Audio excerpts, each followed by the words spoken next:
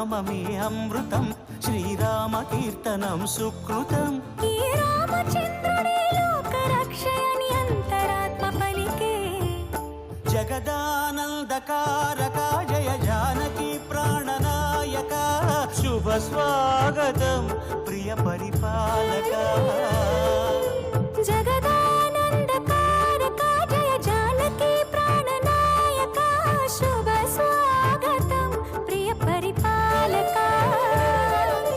మంగళకరమౌ నీరాక ధర్మానికి వేదిక అవుగాక మా జీవనమేక పావనమౌగాక